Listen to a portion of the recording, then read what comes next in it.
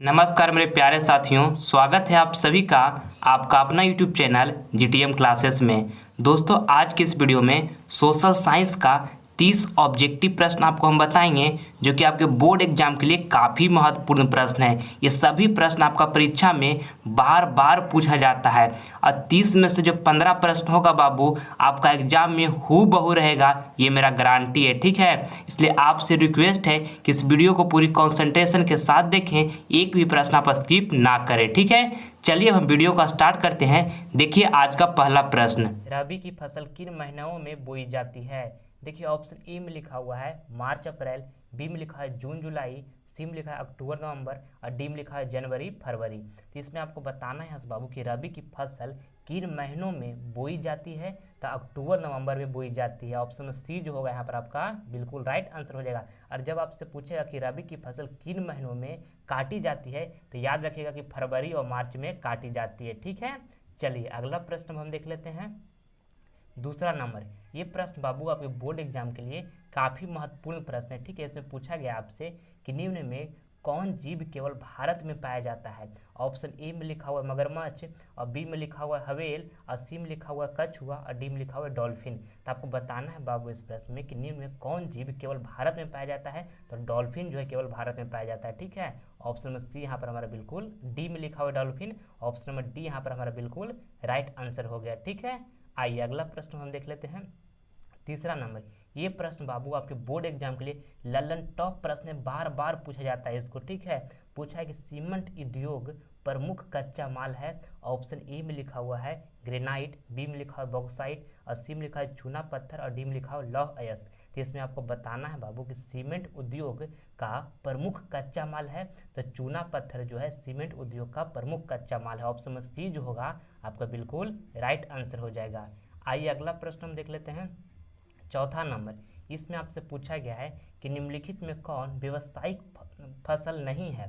Option A में लिखा हुआ गन्ना, और बी में लिखा हुआ है यहाँ पे जूट, और सी में लिखा हुआ तंबाकू, और डी में लिखा हुआ है गेहूं। तो ये प्रश्न में बाबू यहाँ से आपको बताना है कि निम्नलिखित में कौन व्यवसायिक फसल नहीं है। तो गेहूं जो है व्यवसायिक फसल नहीं है। ठीक है, ऑप्शन में है डी जो होगा हमारा बिल्कुल राइट आंसर हो जाएगा। आइए अगला प्रश्न हम देख लेते हैं।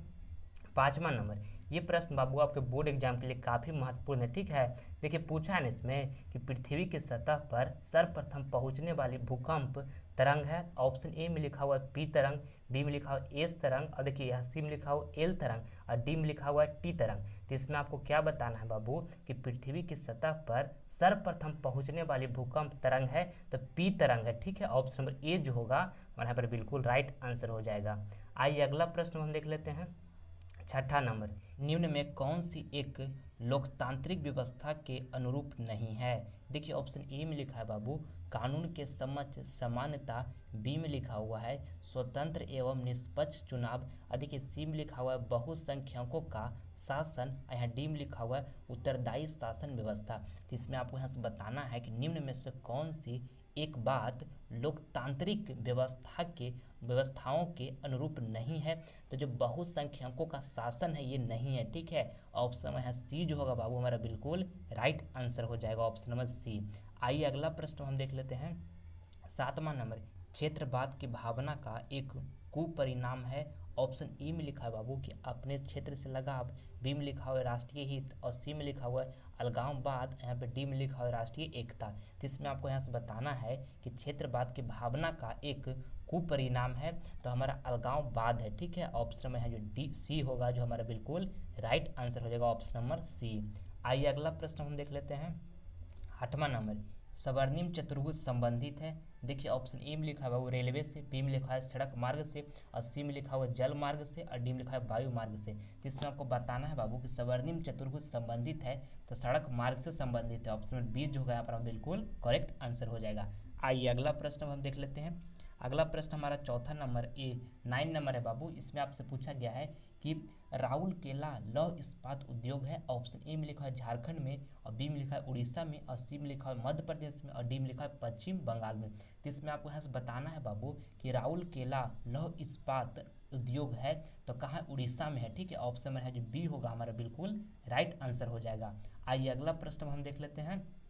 10 नंबर, ये प्रश्न आपके बोर्ड एग्जाम के लिए काफ़ी महत्वपूर्ण है, बहुत बार आपका एग्जाम में पूछा गया बाबू। ठीक है, पूछा है कि नई आर्थिक नीति किसे सम्मिलित किया गया। ऑप्शन ए में लिखा हुआ है निजीकरण, और बी में लिखा है उदारीकरण, और बी सी में लिखा है वैश्वीकरण, और डी में लिखा हुआ है इनमें से सभी। तो देखिए समझिए, आपसे पूछा जा रहा है कि नई आर्थिक नीति में किसे सम्मिलित किया गया। तो निजीकरण को भी सम्मिलित किया गया है, और उदारीकरण को भी सम्मिलित किया गया है, और वैश्वीकरण को भी सम्मिलित किया गया है। ठीक है, तो इसका राइट आंसर जो होगा इनमें से सभी, ऑप्शन में डी जो होगा बाबू हमारा बिल्कुल राइट आंसर हो जाएगा। ठीक है, आइए अगला प्रश्न हम देख लेते हैं 11 नंबर।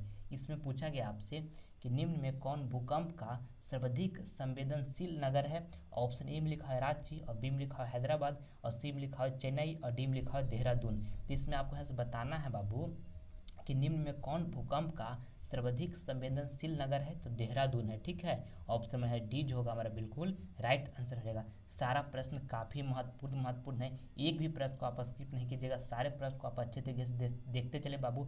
इसमें से 30 प्रश्न में से जो आपको प्रश्न याद नहीं होगा उसको नोटबुक पर लिख कर आप उसको हमेशा के लिए याद कर लीजिएगा, ताकि आपका एग्जाम को जो तैयारी हो डे बाई डे क्या हो, इंक्रीज हो। ठीक है, देखिए 12 नंबर प्रश्न देखिए, इसमें पूछा गया है कि बोल्शेविक क्रांति कब हुई। काफ़ी महत्वपूर्ण है आपके बोर्ड एग्जाम के लिए। ऑप्शन ए में लिखा हुआ है फरवरी 1917, और बी में लिखा हुआ है नवंबर 1917, और सी में लिखा है अप्रैल 1917, और डी में लिखा हुआ है सितंबर 1905। तो आपको बताना है इसमें बाबू कि बोल्शेविक क्रांति कब हुई। तो नवंबर 1917 ईस्वी में हुआ था। ऑप्शन में जो बी होगा हमारा बिल्कुल करेक्ट आंसर होगा। इसको आप रट जाइए, आपका एग्जाम के लिए प्रश्न काफ़ी महत्वपूर्ण है। ठीक है, देखिए अब देखिए 13 नंबर प्रश्न, गोविंद सागर कृत्रिम जलाशय संबंधित है।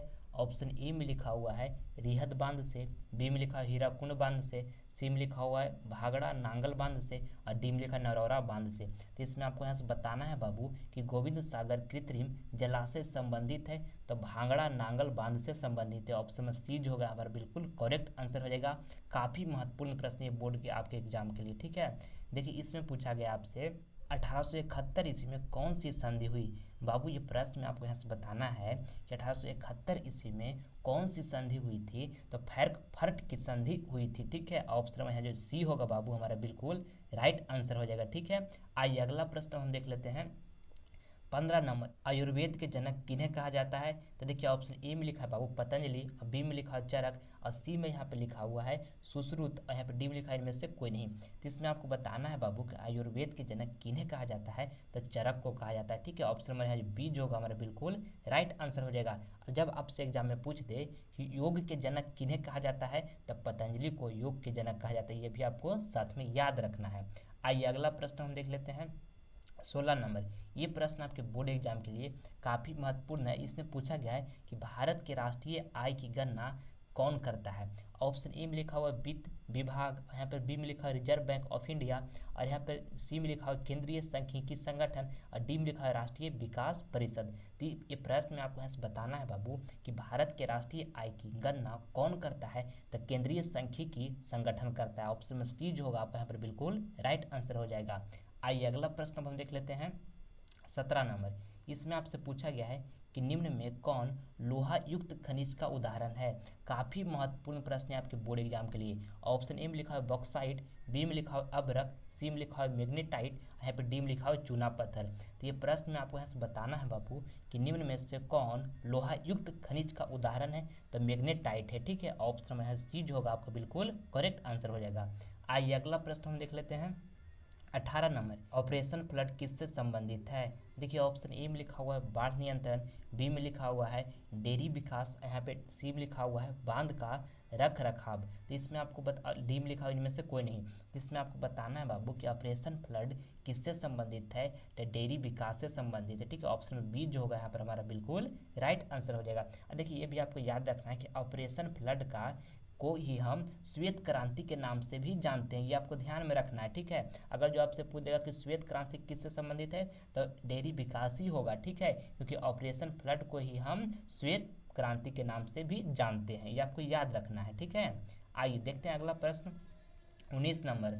पूछा है कि किस देश की सीमा बिहार से जुड़ी है। काफ़ी महत्वपूर्ण प्रश्न है आपके बोर्ड एग्जाम के लिए, बहुत बार पूछा गया है। ऑप्शन ए में लिखा हुआ है नेप, बी में लिखा हुआ है भूटान, यहाँ देखिए सी में लिखा हुआ है चीन और डी में लिखा हुआ है बांग्लादेश। तो ये प्रश्न में यहाँ से आपको बताना है बाबू कि किस देश की सीमा बिहार से जुड़ी है, तो नेप से जुड़ा हुआ है। ठीक है, ऑप्शन नंबर ए जो होगा हमारा पर बिल्कुल करेक्ट आंसर हो जाएगा। आइए अगला प्रश्न हम देख लेते हैं 20 नंबर प्रश्न आपके बोर्ड एग्जाम के लिए काफ़ी महत्वपूर्ण है। इसमें आपको बताया गया है, पूछा गया है कि कोकोलत जलप्रपात बिहार के किस जिले में स्थित है। तो ऑप्शन ए में लिखा है मुंगेर, बी में लिखा है नालंदा, सी में लिखा है पटना, डी में लिखा है नवादा। ये प्रश्न में आपको बताना है बाबू कि ककोलत जलप्रपात जो है बिहार के किस जिले में स्थित है, तो नवादा जिले में स्थित है। ठीक है, ऑप्शन में है जो डी होगा हमारा बिल्कुल राइट आंसर हो जाएगा। आइए अगला प्रश्न हम देख लेते हैं 21 नंबर। इसमें आपसे पूछा गया है कि काटी तापीय विद्युत परियोजना किस जिला में स्थापित है। ऑप्शन ए में लिखा हुआ है सिवान, डी में लिखा हुआ है पूर्वी चंपारण और देखिए सी में लिखा हुआ है पूर्णिया और यहाँ पे डी में लिखा हुआ है मुजफ्फरपुर। तो ये प्रश्न में आपको यहाँ से बताना है बाबू कि काटी तापीय विद्युत परियोजना किस जिला में स्थापित है, तो मुजफ्फरपुर में। ठीक है, ऑप्शन नंबर डी जो होगा हमारा बिल्कुल राइट आंसर हो जाएगा।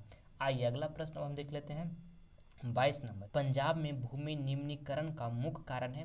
बाबू ये प्रश्न में आपको यहाँ से बताना है कि पंजाब में भूमि निम्नीकरण का मुख्य कारण है तो अधिक सिंचाई है। ऑप्शन में डी आपको यहाँ पर बिल्कुल राइट आंसर हो जाएगा। आपको याद रखना है कि पंजाब में भूमि निम्नीकरण का मुख्य कारण जो है अधिक सिंचाई है। ठीक है, आइए अगला प्रश्न हम देख लेते हैं 23 नंबर। इसमें आपसे पूछा गया है कि निम्नांकित में कौन उद्योग कृषि पर आधारित नहीं है। काफ़ी महत्वपूर्ण प्रश्न है आपके बोर्ड एग्जाम के लिए। ऑप्शन ए में लिखा हुआ है सूती वस्त्र, बी में लिखा हुआ है सीमेंट और डी में लिखा हुआ है चीनी, सी में लिखा हुआ है चीनी और डी में लिखा हुआ है जूट वस्त्र। तो इसमें आपको बताना है बाबू कि निम्नांकित में कौन उद्योग कृषि पर आधारित नहीं है। तो जो सीमेंट है कृषि पर आधारित नहीं है। ठीक है, ऑप्शन नंबर बी जो होगा हमारा बिल्कुल यहाँ पे राइट आंसर हो जाएगा। आइए अगला प्रश्न हम देख लेते हैं 24 नंबर। पूछा है कि बिहार का सबसे बड़ा नगर है। ऑप्शन ए में लिखा हुआ है पटना, बी में लिखा गया, सी में लिखा है भागलपुर और डी में लिखा है दरभंगा। तो इसमें आपको बताना है बाबू कि बिहार का सबसे बड़ा नगर कौन है। तो जो पटना है बिहार का सबसे बड़ा नगर है। ऑप्शन में ए जो होगा आपका यहाँ पर बिल्कुल करेक्ट आंसर हो जाएगा। ठीक है, आइए अगला प्रश्न हम देख लेते हैं 25 नंबर। इसमें पूछा गया है कि दाल किस पौष्टिक का अंश स्रोत है। ऑप्शन ए में लिखा हुआ है कार्बोहाइड्रेट, बी में लिखा हुआ है प्रोटीन, सी में लिखा है विटामिन डी और यहाँ पे डी में लिखा है वसा। तो ये प्रश्न में आपको बताना है बाबू कि दाल किस पौष्टिक अंश का स्रोत है, यानी कि जो आप दाल खाते हैं उसमें कौन सा पौष्टिक पाया जाता है, तो प्रोटीन पाया जाता है। ऑप्शन नंबर बी यहाँ पर राइट हो जाएगा, आप जानते होंगे। तो ऑप्शन नंबर बी जो होगा यहाँ पर हमारा बिल्कुल करेक्ट आंसर हो जाएगा। ठीक है, आइए अगला प्रश्न हम देख लेते हैं 26 नंबर। इसमें आपसे पूछा जा रहा है कि सौर ऊर्जा निम्नलिखित में कौन सा संसाधन है। तो ऑप्शन ए में लिखा हुआ है मानवकृत, बी में लिखा हुआ है अजैव और देखिए यहाँ पे सी में लिखा हुआ है पुनः पूर्ति अयोग्य और डी में लिखा हुआ है अचक्रीय। तो इसमें आपको बताना है 26 नंबर प्रश्न बाबू कि सौर ऊर्जा निम्नलिखित में कौन सा संसाधन है, तो पुनः पूर्ति अयोग्य है। ठीक है, ऑप्शन नंबर यहाँ जो बी सी में लिखा हुआ है पुनः पूर्ति योग, जो कि हमारा बिल्कुल राइट आंसर हो जाएगा ऑप्शन नंबर सी। ठीक है, आइए अगला प्रश्न हम देख लेते हैं 27 नंबर। इसमें आपसे पूछा जा रहा है यहाँ पे कि इनमें कौन उपभोक्ता उद्योग है। ऑप्शन ए में लिखा हुआ है पेट्रो रसायन और बी में लिखा है लौह अयस्क और देखिए सी में लिखा है चितरंजन लोकोमोटिव, यहाँ पे डी में लिखा है चीनी उद्योग। तो इसमें आपको यहाँ से बताना है बाबू कि इनमें कौन जो है उपभोक्ता उद्योग है, तो चीनी उद्योग जो है ये हमारा उपभोक्ता उद्योग है। ऑप्शन नंबर डी जो होगा यहाँ पर हमारा बिल्कुल राइट आंसर हो जाएगा। ठीक है, आइए अगला प्रश्न हम देख लेते हैं 28 नंबर। निम्नलिखित में खरीफ फसल कौन है। काफ़ी महत्वपूर्ण प्रश्न है बाबू ये बोर्ड एग्जाम के लिए आपका। ऑप्शन ए में लिखा है गेहूं, बी में लिखा है सरसों और सी में लिखा है चावल और डी में लिखा है मटर। तो इसमें आपको बताना है बाबू कि निम्नलिखित में खरीफ फसल कौन है। तो ये चावल जो है खरीफ फसल है। ठीक है, ऑप्शन नंबर सी जो होगा हमारे यहाँ पर बिल्कुल राइट आंसर हो जाएगा। अब देखिए गेहूँ जो है बाबू ये रबी फसल है, आपको ध्यान में रखना है। और सरसों जो है ये भी हमारा रबी फसल है। अब मटर है ये भी हमारा रबी फसल है। ठीक है, और चावल कौन फसल है, तो खरीफ फसल चावल है। आइए अगला प्रश्न हम देख लेते हैं 29 नंबर। इसमें आपसे पूछा जा रहा है कि काली मिट्टी उपयुक्त है। ऑप्शन ए में लिखा हुआ है कपास के लिए और बी में लिखा हुआ है कि लीची के लिए, यहाँ पर डी में सी में लिखा हुआ गेहूं के लिए और डी में लिखा हुआ है बाजरा के लिए। तो इसमें आपको बताना है वो कि काली मिट्टी जो है ना उपयुक्त है किसके के लिए, तो ये जो कपास के लिए उसके लिए हमारा काली मिट्टी उपयुक्त है। ठीक है, कहने का मतलब जो काली मिट्टी में जो है वो कपास की खेती ज़्यादा होती है। ठीक है, तो काली मिट्टी जो है किसके लिए उपयुक्त है, तो कपास के लिए उपयुक्त है। ऑप्शन में ए जो होगा ना बाबू बिल्कुल राइट आंसर आपका हो जाएगा। ठीक है, आइए अगला प्रश्न हम देख लेते हैं 30 नंबर। इसमें आपसे पूछा जा रहा है कि भारत का सबसे बड़ा रेलवे क्षेत्र कौन है। ऑप्शन ए में लिखा हुआ है पूर्व रेलवे क्षेत्र, और बी में लिखा हुआ है पश्चिम रेलवे क्षेत्र, और सी में लिखा है दक्षिण रेलवे क्षेत्र, और डी में लिखा हुआ है उत्तर रेलवे क्षेत्र। तो इसमें आपको यहाँ बताना है बाबू कि भारत का सबसे बड़ा रेलवे क्षेत्र कौन सा है। तो हमारा जो उत्तर रेलवे क्षेत्र है ये भारत का सबसे बड़ा रेलवे क्षेत्र है। ऑप्शन में डी आपका यहाँ पर बिल्कुल राइट आंसर हो जाएगा। ठीक है, देखिए अगला प्रश्न आपको HW के लिए दिया जा रहा है, ये होमवर्क में आपको देना है। इसका जवाब जो है आपको कमेंट बॉक्स में देना है कि चारों ऑप्शन में से कौन ऑप्शन आपका बिल्कुल सही होगा। प्रश्न में पूछा गया है कि गैरिबोल्डी पेशे से क्या था। ऑप्शन ए में लिखा हो सिपाही, बी में लिखा हो नाविक, और डी में लिखा हो किसान, और यहाँ पे देखिए सी में लिखा हो किसान, और डी में लिखा हो जमींदार। तो इसमें से चारों ऑप्शन में से बाबू कौन ऑप्शन आपको करेक्ट लग रहा है, इसका जवाब हमारे कमेंट बॉक्स में जरूर दीजिएगा। आपका कमेंट का हम प्रतीक्षा करेंगे। ठीक है, मैं उम्मीद करता हूँ कि वीडियो आपको इंटरेस्टिंग लगा होगा, तो प्लीज़ आपसे लाइक करें, अपने दोस्तों में शेयर करें, और आप हमारे चैनल पर नए हैं तो आपसे सब्सक्राइब कर लें ताकि आने वाला वीडियो का नोटिफिकेशन सबसे पहले आपको मिले। जय हिंद, जय भारत।